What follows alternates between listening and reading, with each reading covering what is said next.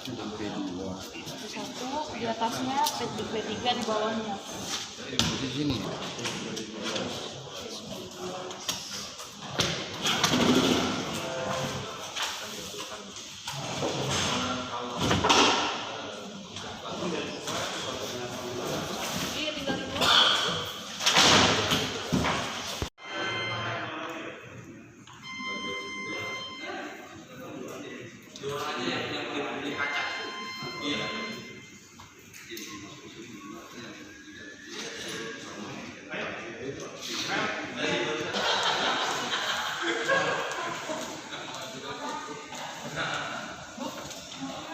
dulu. Aku ambil nomor dulu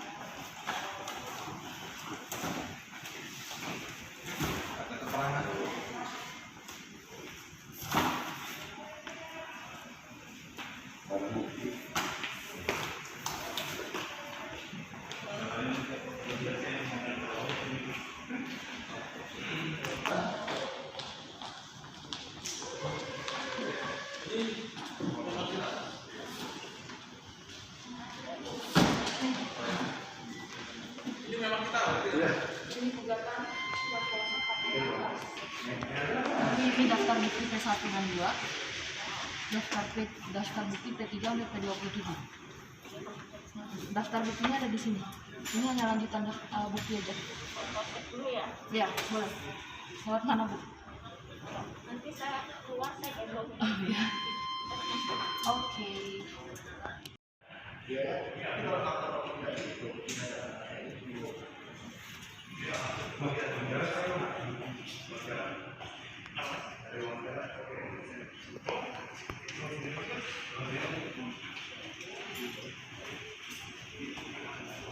Yang tanda tangan saya aja nggak apa-apa kan?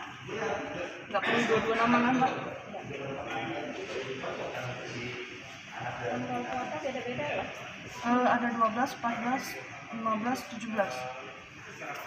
Permohonan pengujian formil terhadap Undang-Undang Cipta Kerja yang dilakukan oleh 15 organisasi mewakili organisasi buruh, petani, nelayan, dan masyarakat yang selama ini melakukan advokasi terhadap hak-hak pendidikan. Nah, uji formil ini alasannya ada beberapa hal ya. Yang pertama terkait dari proses pembentukannya yang tidak sesuai dengan undang-undang pembentukan peraturan perundang-undangan. Misalnya yang paling gampang dilihat soal gonta-ganti pasal atau penambahan halaman ya, yang harusnya setelah disahkan tidak ada perubahan, tapi kita lihat kan dari pengesahan sampai ke pengundangan atau pemberian nomor masih ada masalah atas naskah itu yang pertama.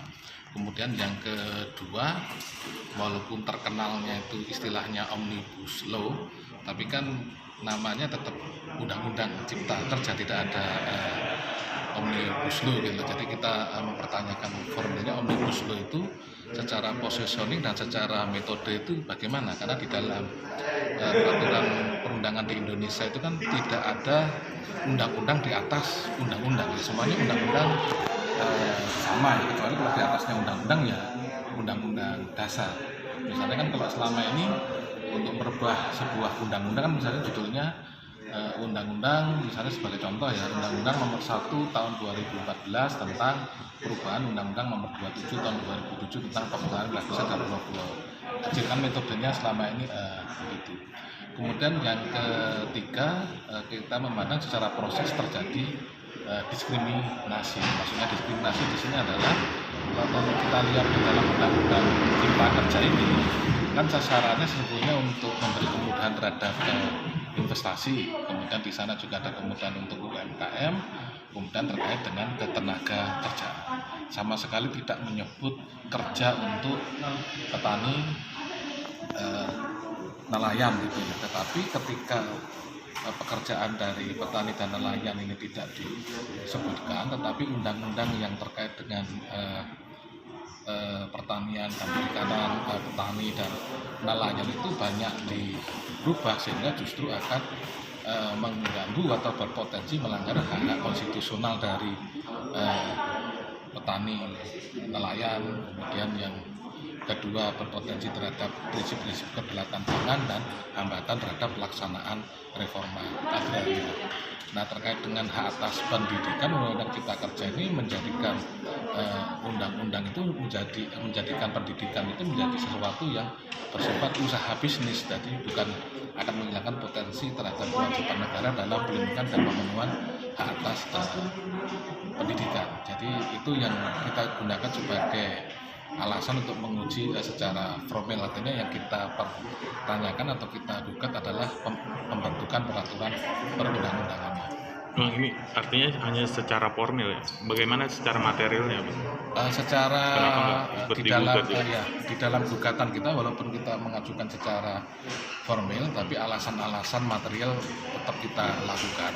Tapi kita sepakati bersama kawan-kawan bahwa pengujian ini nanti akan bergelombang gitu ya. Setelah uji formil kita tetap akan melakukan uji material, dan uji materialnya nanti akan kita bagi dalam beberapa klaster atau grup itu ya, mulai dari pertanian pangan, perkebunan, perikanan, pendidikan, dan ketenaga kerjaan. Jadi di dalam formil kita tetap menyantumkan material, tapi nanti kita akan juga mempersiapkan beberapa gugatan terkait material tadi. Bang, siapa namanya, Bang? Nama saya Gunawan.